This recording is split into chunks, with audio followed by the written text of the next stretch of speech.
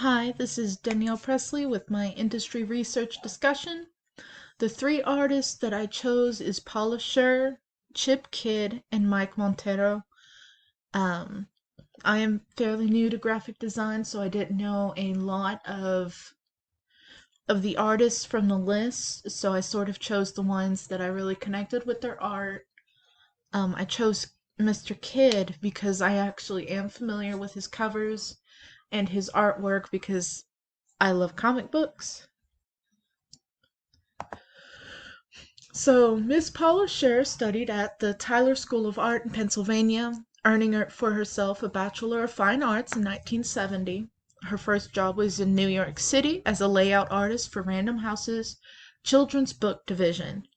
In 1972, she started at CBS Records in the advertising and promotions department. She eventually ended up at Atlantic Records as the art director, designing her first album covers between CBS and Atlantic. She is credited with over 150 album covers, including Boston, Leonard Bernstein, Jean-Paul Rampal, and Lily Laskin. These designs helped her be recognized for 4 Grammy nominations. After Atlantic Records, she went to work on her own, notably developing a typographic style based on Art Deco and Russian constructivism. In '84, she co-founded Coppell and Scher with fellow Tyler graduate Terry Coppell, though in 1991, after the studio suffered from the recessions, she ended up joining Pentagram. With their New York office, she would go to work with such clients as Microsoft, Coca-Cola, the Museum of Modern Art, the Metropolitan Opera, and many, many more. In 1992, she became a design educator teaching at the School of Visual Arts in New York, receiving over 300 awards for her designs. What I really like about her style is the use of color. Its bright, striking colors help highlight the wording. She uses a strong contrast in her colors, bringing in a lot of the color theory, especially the posters she did for the Public Theater. They all have a lot of warmth and welcoming energy to them. They're very energetic, and in some cases, a bit chaotic. As a volunteer at Abilene's own community theater, I can definitely say that that sort of energy is definitely there in that community. Here are some examples of her art. I do believe that all three pieces that I chose are for the Public Theater. Like I said, you can definitely see with the yellow and the red. Lots of energy, lots of color. It's very strongly contrasted with the black and the black and gray image. Here's another example.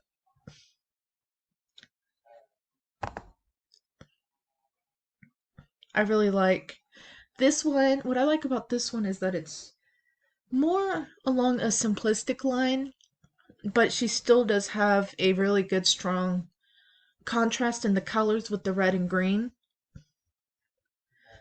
So the next artist I chose is Chip Kidd, also Charles Kidd.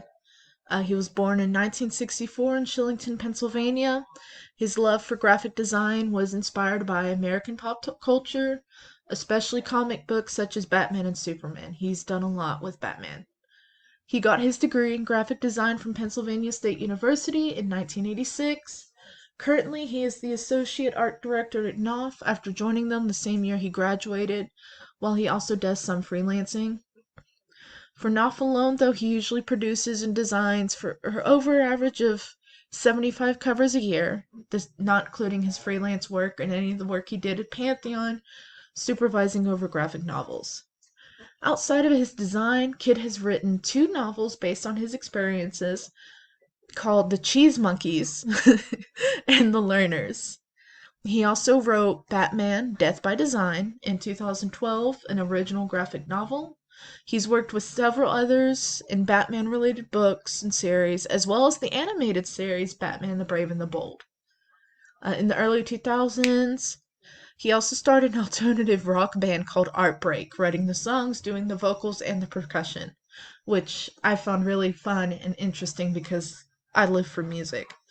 Another notable achievement is in 2013, Kidd became a member of the non-profit organization Comic Book Legal Defense Fund, who fight to protect the First Amendment rights of the comics community.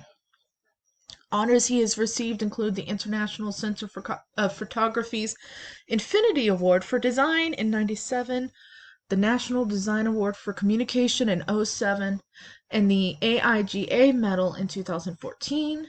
What draws me to his designs is mostly his comic book art, which is where I know him from. I feel he has a very versatile style, almost perfectly capturing things the author wants people to notice. He has almost a simplicity to his style that manages to still be very striking and dramatic. You can definitely tell that and see that in the cover he did for the Jurassic Park, which everybody knows because they took it into the movies. But I find it to be a very nice design. A couple other examples: Watchmen and True Pep, which he actually helped with. So the final artist that I chose is Mike Monteiro. He's the co-founder and design director of Mule Design. Currently lives in San Francisco with his wife, son, and their dog. He is very, very outspoken graphic designer who's known as much for his talks as for his art. One more noticeable talk was in 2011 for Creative Mornings called F You Pay Me. Though it wasn't just the F, it was the full word. Anyways, talking about getting designers to start minding their businesses better. And another and even more notable one was from 2014, How Designers Destroyed the World, talking about designers and special social responsibilities they have, especially even more today in a social media driven world. It was actually rewarded Talk of the Year by Net Magazine. Monteiro has released 2 books on design, both by A Book Apart. The first is Design as a Job, published in 2012, about how a designer should handle themselves professionally, and is actually being incorporated at colleges and institutions as a textbook for their design programs all across America. His second book, You're My Favorite Client, actually takes the view from the client's side, talking about or taking a look at their relationship with designers, how to find the right ones, how to work well with your hired designers, and more. He describes his works as paintings with words on them, as said on his personal website. I enjoy his work for what it says. Sometimes it's snarky and more than a little mean, but it all has a brutal honesty to it that I appreciate. I like that it's very clean and simple, and it does say a lot in so few words. His work speaks loudly and clearly, and they are messages that people need to hear. Sometimes. As much as I like his work, though, I like what he says even more. So here are a few examples. As he says, he paints words on a canvas. This particular one says, Your princess is in another castle, which makes me think of a Stormbomb song that has that lyric. Another example, Let's make better mistakes for tomorrow.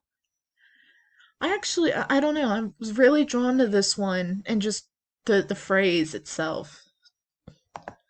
And the last one, I told my therapist about you.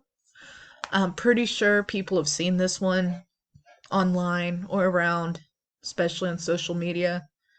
I think it's funny. But anyways, thank you. This has been my research discussion. Y'all have a good one.